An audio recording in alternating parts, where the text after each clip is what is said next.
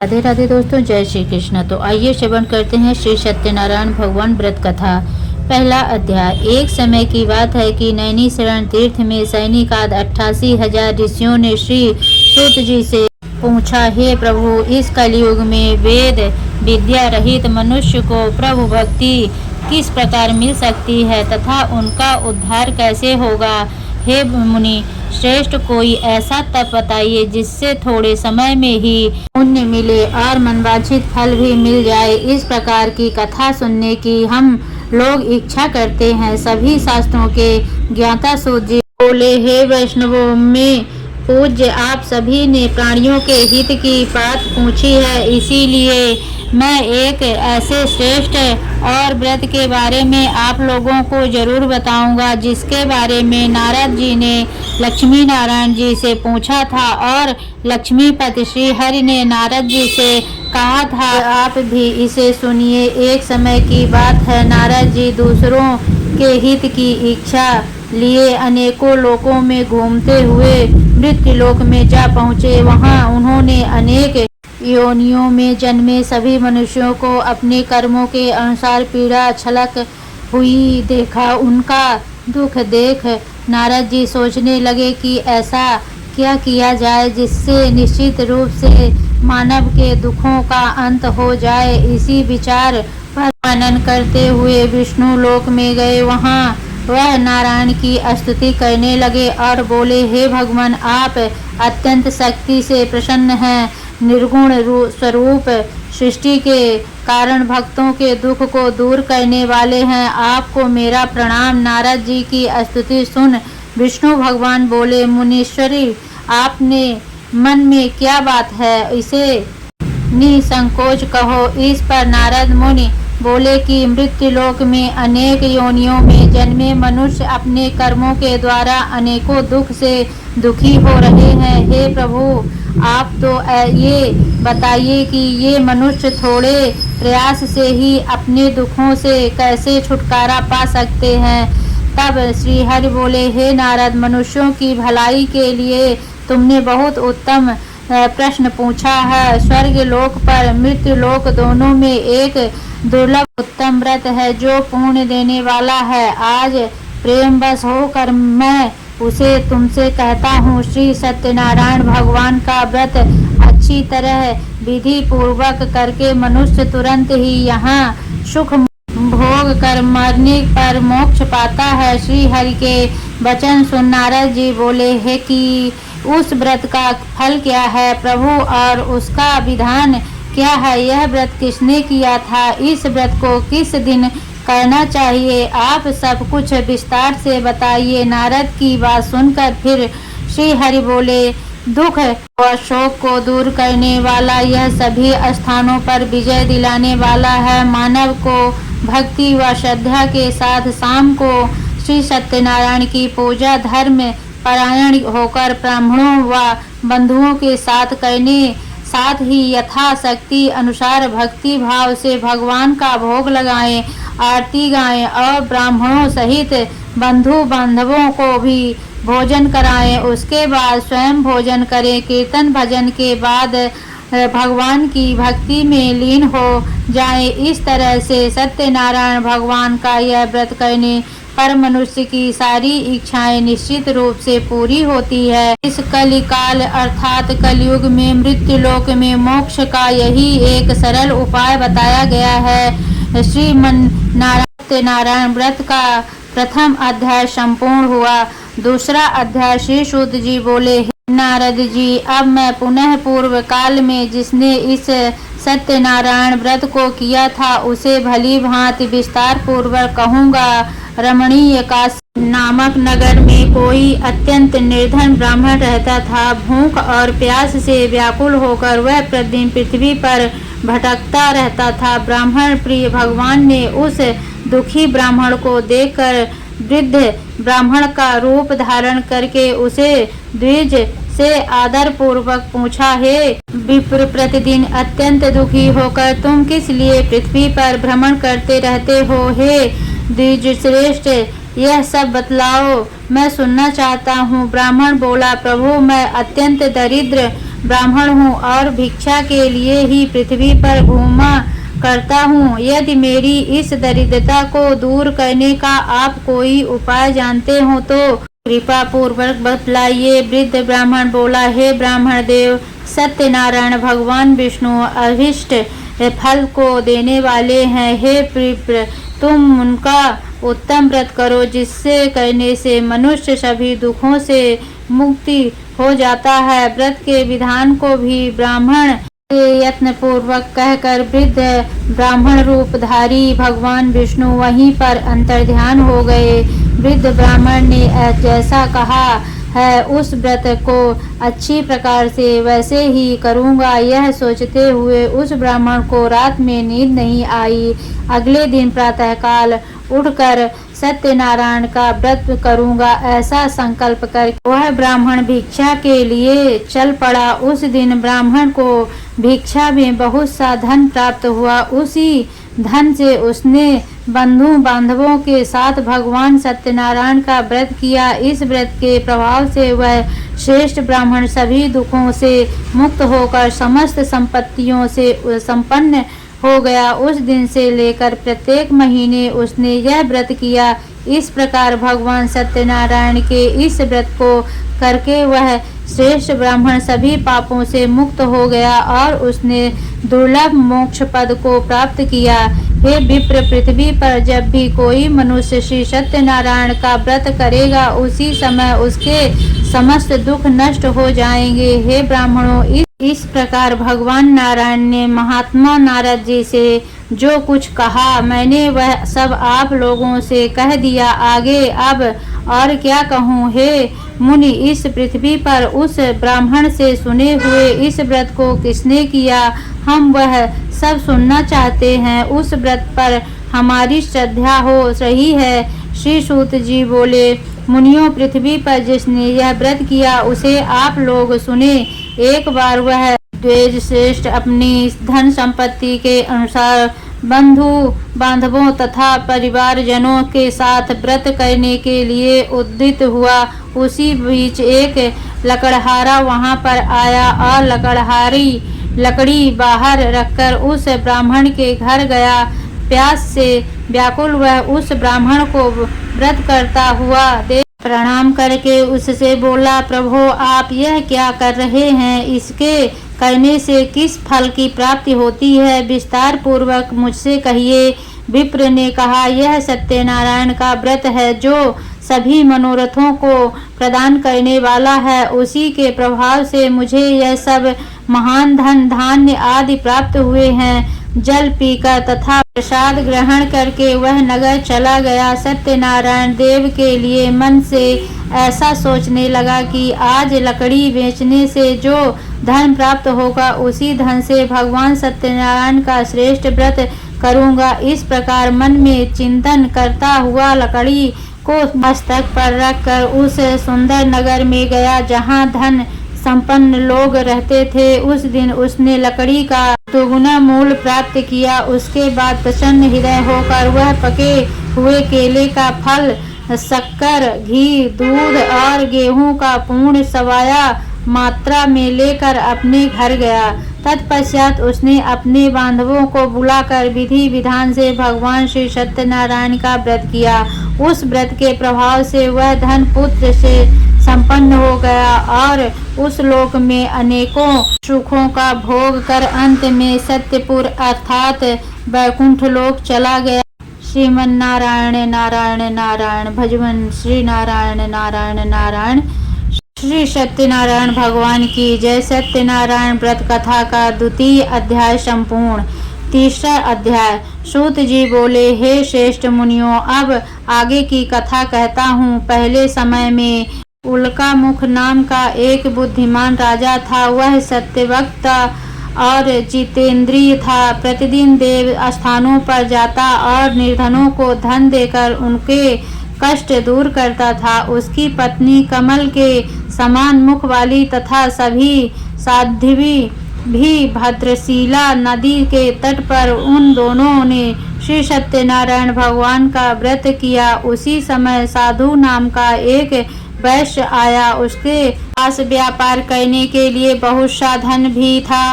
राजा को व्रत करते देखकर वह विनय के साथ पूछने लगा, हे राजन, भक्ति भाव से पूर्ण होकर आप यह क्या कर रहे हैं? मैं सुनने की इच्छा करता हूँ, तो आप कृपा करके मुझे बताइए। राजा बोला, मैं अपने बंधु बांधवों के साथ पुत्रादि की प्राप्ति के लिए श्री सत्यनारायण भगवान का व्रत व पूजन कर रहा हूँ। राजा के वचन सुन साधु आदर से बोला, हे राजन, मुझे इस व्रत का सारा वृत्तांत कहिए। मैं भी इस व्रत को करूँगा। मेरी भी संतान नहीं है और इस व्रत को करने से निश्चित रूप से मुझे संतान की प्राप्ति होगी। राजा से व्रत का सारा विधान सुन व्यापार से निवृत्त हो वह अपने घर गया। साधु ने अपनी पत्नी को संतान देने वाले इस व्रत का वर्णन कह सुनाया और कहा कि जब मेरी संतान होगी तब मैं इस व्रत को करूँगा। साधु ने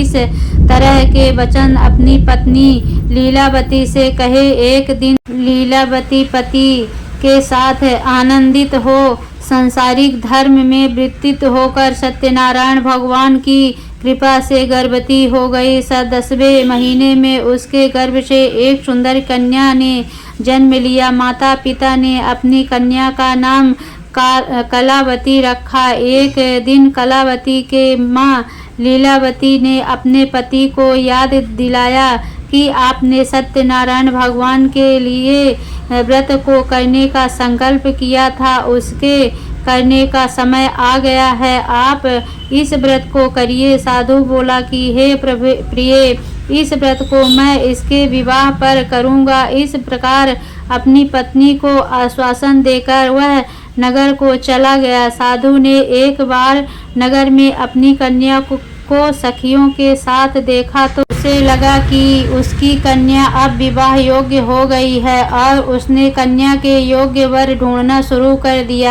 एक दिन साधु की बात को ध्यान में रखते हुए एक नगर में पहुंचा और वहां देखभाल कर लड़की के सुयोग्य वणिक पुत्र को ले आया। सुयोग्य लड़के को देख साधु ने बंधु बांधवों को बुलाकर अपनी पुत्री का विवाह कर दिया। लेकिन दुर्भाग्य की बात ये कि साधु ने अभी भी श्री सत्यनारायण भगवान का व्रत नहीं किया। इस पर श्री भगवान क्रोधित हो गए और श्राप दिया। अपने कार्य में कुशल साधु बनिया जमाई को लेकर समुद्र के पास स्थिर होकर रत्नासरपुर नगर में गया। वहां जाकर दामाद ससुर दोनों मिलकर चंद्रकेतु राजा के नगर में व्यापार करने लगे। एक दिन भगवान सत्यनारायण की माया से एक चोर राजा का धन चुराकर भाग रहा था। उसने राजा के सिपाहियों को अपना पीछा करते देख चुराया हुआ धन वहां रख दिया जहां साधु अपने जमाई के साथ ठहरा हुआ था। राजा के सिपाहियों ने साधु वैश्य के पास राजा का धन पड़ा देखा तो वह ससुर जमाई दोनों को बांधकर प्रसन्नता से राजा के पास ले गए और कहा कि उन दोनों चोरों हम पकड़ ले आए हैं, आप आगे की कार्यवाही की आज्ञा दे। राजा की आज्ञा से उन दोनों को कठिन कारावास में डाल दिया गया और उनका सारा धन भी उनसे छीन लिया गया। श्री सत्यनारायण भगवान से श्राप से साधु की पत्नी बहुत दुखी हुई। वह घर में जो धन रखा था उसे चोर चुरा ले गए। शारीरिक तथा मानसिक पीड़ा व भूख प्यास से अति दुखी हो अन्न की चिंता में कलावती के ब्राह्मण के घर गई। वहां उसने श्री सत्यनारायण भगवान का व्रत होते देखा।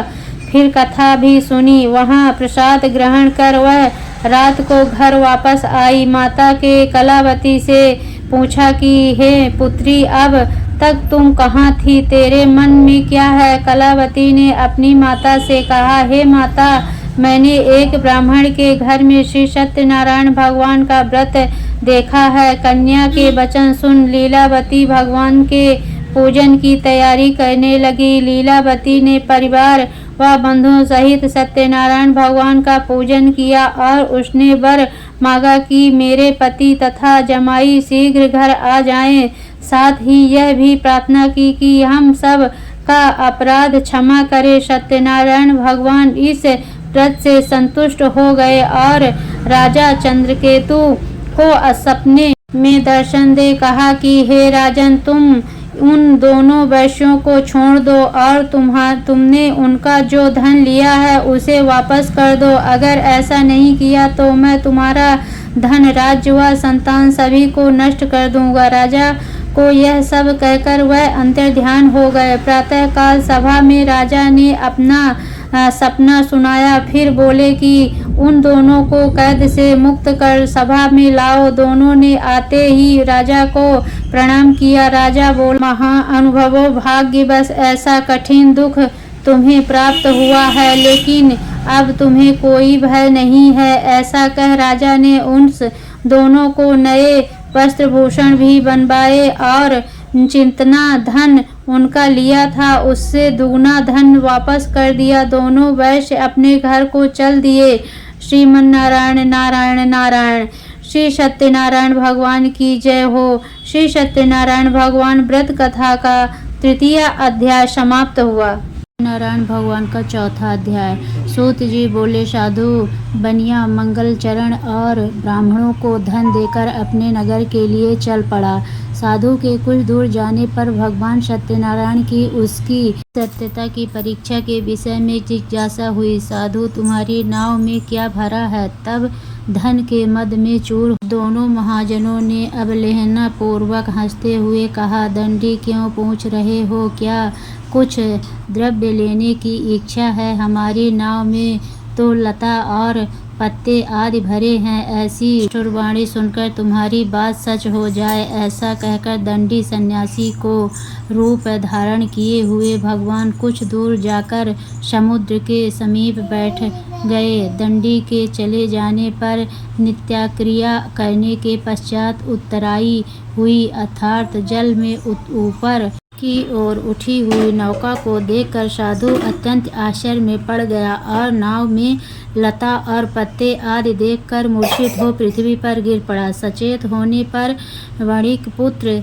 चिंतित हो गया और तब उसके दामाद ने उस प्रकार कहा, आप शोक क्यों करते हैं? दंडी ने साफ दे दिया है, इसी स्थिति में वे ही चाहे तो सब कुछ कर सकते हैं, इसमें संशय नहीं। अतः उन्हीं की शरण में हम चले, वहीं मन की इच्छा पूर्ण होगी। दामाद की बात सुनकर वह साधु बनिया उनके पास गया और वहां दंडी को देखकर उसने भक्ति पूर्वक उन्हें प्रणाम किया तथा आदर पूर्वक कहने लगा, आपके सम्मुख मैंने जो कुछ कहा है असत्य भाषण रूप अपराध किया है, आप मेरे उस अपराध को क्षमा करें। ऐसा कहकर बारंबार प्रणाम करके वह महान शोक व्याकुल हो गया। दंडी ने उसे रोता हुआ देखकर कहा, हे मूर्ख, रो मत, मेरी बात सुनो। मेरी पूजा से उदासीन होने के कारण तथा मेरी आज्ञा से ही तुमने बारंबार दुख प्राप्त किया है। भगवान की ऐसी वाणी सुनकर वह उनकी स्तुति करने लगा। साधु ने कहा, हे प्रभो, यह आश्चर्य की बात है कि आपकी माया से मोहित होने के कारण ब्रह्मा आदि देवता भी अपने गुणों और रूपों को यथावत रूप से नहीं जान पाते। फिर मैं मूर्ख आपकी माया से मोहित होने के कारण कैसे जान सकता हूँ? आप प्रसन्न हो, मैं आपकी धन संपत्ति के अनुसार आपकी पूजा करूँगा। मैं आपकी शरण में आया हूँ। मेरा जो नौका में स्थित पूरा धन था उसकी तथा मेरी रक्षा करे। उस बनिया की भक्ति युक्त वाणी सुनकर भगवान जनार्दन संतुष्ट हो गए। भगवान हरि उसे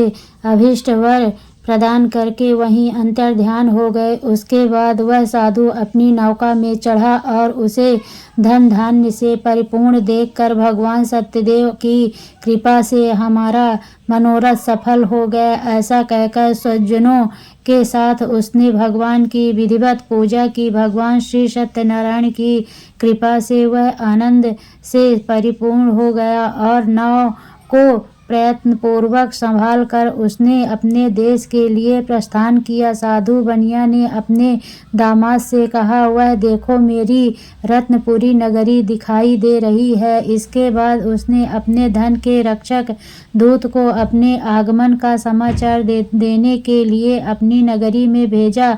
उसके बाद उस दूत ने नगर में जाकर साधु की मारिया को देख हाथ जोड़कर प्रणाम किया तथा उसके लिए अभीष्ट बात कही।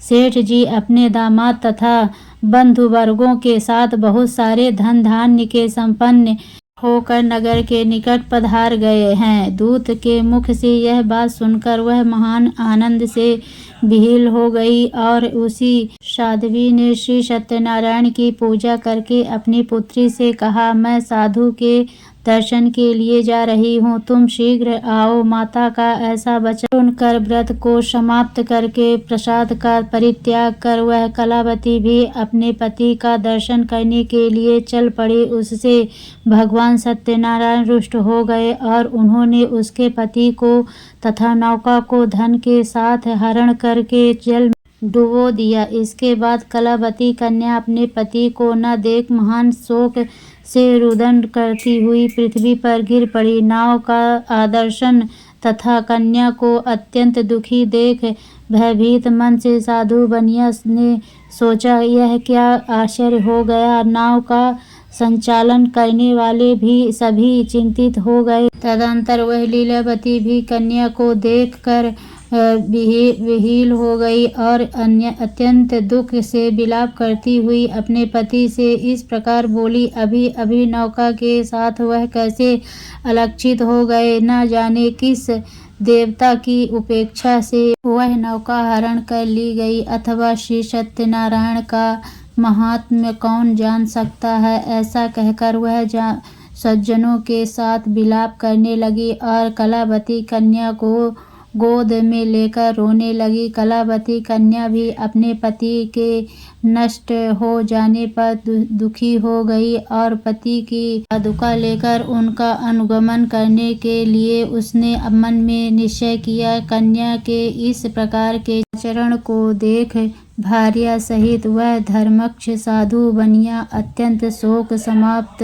हो गया और सोचने लगा, या तो भगवान सत्यनारायण ने यह अपहरण किया है अथवा हम सभी भगवान सत्यदेव की माया से मोहित हो गए हैं। अपनी धन शक्ति के अनुसार भगवान श्री सत्यनारायण की पूजा करूंगा, सभी को बुलाकर। इस प्रकार कहकर उसने अपने मन की इच्छा प्रकट की और बारंबार भगवान सत्यदेव को दंडवत प्रणाम किया। इससे दीनों के परिपालन भगवान सत्यदेव प्रसन्न हो गए। भक्त वत्सल भगवान ने कृपा पूर्वक कहा, तुम्हारी कन्या प्रसाद छोड़कर अपने पति को देखने चली आई है।